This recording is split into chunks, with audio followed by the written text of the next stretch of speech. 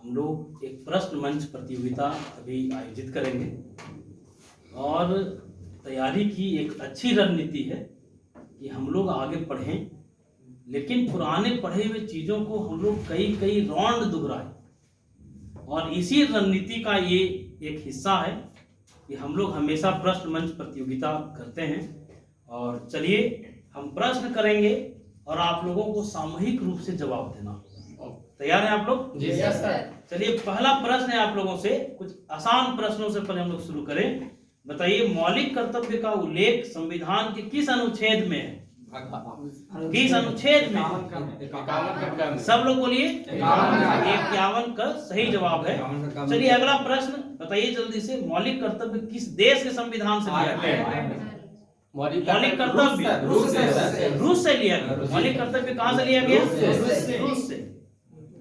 उसके बाद अगला प्रश्न सुनिएगा, आप लोगों को बताना है शिक्षा का अधिकार कानून कब लागू किया गया? 1 अप्रैल 2010 से। 1 अप्रैल 2010। बिल्कुल सही जानकारी है, 1 अप्रैल 2010।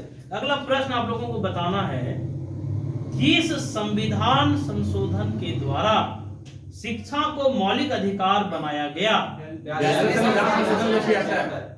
गलत जवाब। 86वां संविधान 2000। 86वां संविधान संशोधन के द्वारा।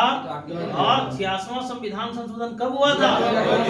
2002 में हुआ था। बिल्कुल सही। और एक संविधान में नया अनुच्छेद जोड़ा गया था, कौन सा? 21A या 21 का। चलिए अगला प्रश्न बताइए आप लोग, शिक्षा को समवर्ती सूची में कब शामिल किया गया? शिक्षा को समवर्ती सूची में कब शामिल किया गया? 42वें। सब लोग बोलिए। 42वां संविधान संशोधन कब हुआ था? मिनी संविधान किसे कहा जाता है? सबसे बड़ा संविधान संशोधन। क्लियर? आप लोगों से एक क्वेश्चन है, आप लोगों को बताना है, लोकसभा का कार्यकाल 6 साल से घटाकर 5 साल किस संविधान संशोधन के द्वारा किया गया था? 44वां संविधान संशोधन से 6 साल से घटा के कितना कर दिया गया था? 5 साल। और 42वां संविधान संशोधन में 5 साल से बढ़ाकर 6 साल कर दिया गया था। क्लियर? आसान सा क्वेश्चन है आप लोगों से, बताइए जल्दी से, समानता का अधिकार का उल्लेख किस अनुच्छेद में है? 14 से 18। बहुत सही। अच्छा बताइए, मौलिक अधिकार किस अनुच्छेद में है? मौलिक अधिकार किस अनुच्छेद में? 12 से 35 तक। एकदम इसको स्पष्ट जानना है। 12 से 30 और 32 से 35। ठीक जी सर। 31वां अनुच्छेद को निरस्त किया गया था कब? 78 में। ठीक, 44वां संविधान संशोधन के द्वारा। ठीक। अगला प्रश्न पर आए, आप लोग बताइए, शोषण के विरुद्ध अधिकार किस अनुच्छेद में है? 23। सब लोग बताइए। शोषण के विरुद्ध अधिकार किस अनुच्छेद में है? अगला प्रश्न, संवैधानिक उपचारों का अधिकार किस अनुच्छेद में? 32 में। किस अनुच्छेद को अंबेडकर ने संविधान की आत्मा कहा? 32 को कहा।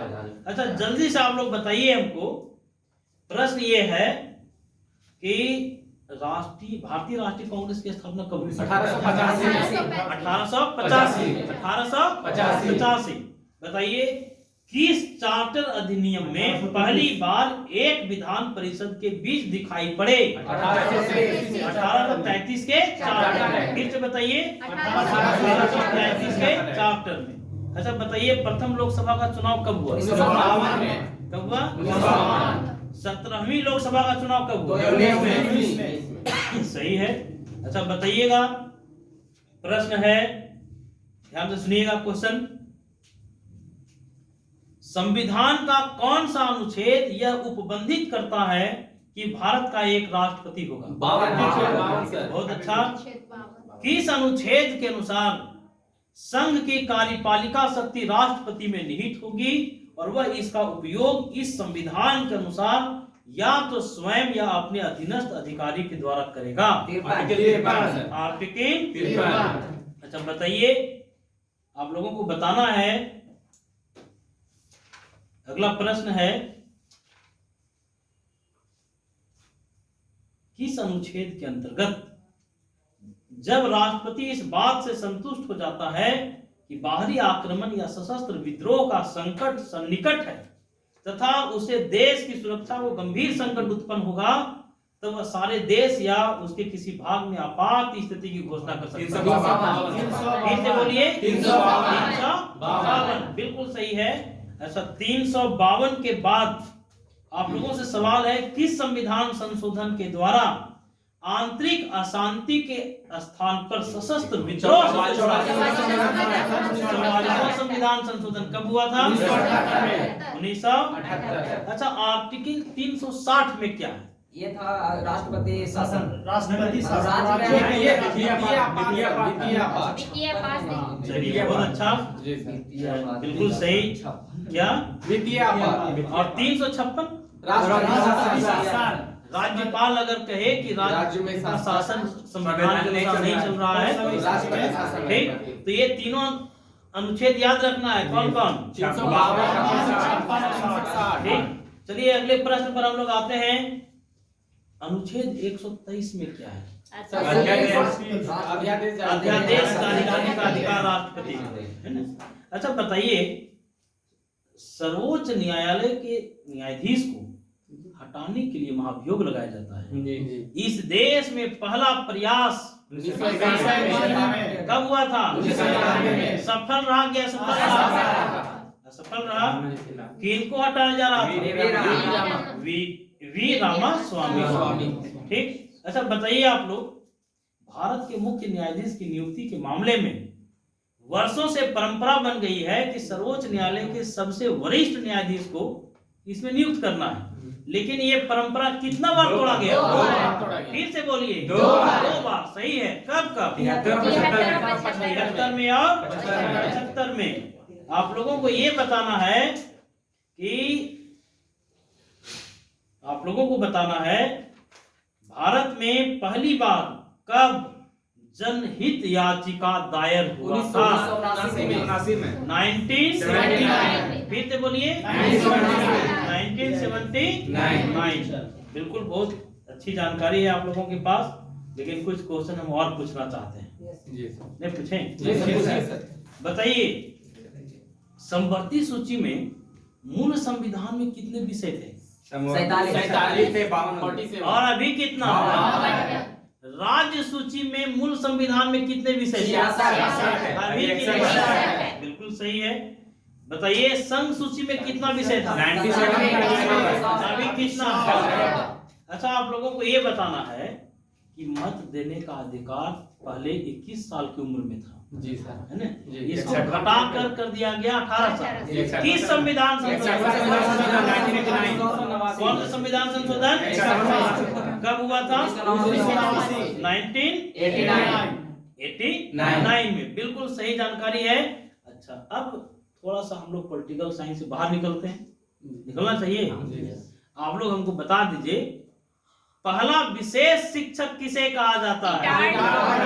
सब लोग बोलिए। गिटार्ड को। सेगविन का नाम क्यों हम लोग जानते हैं?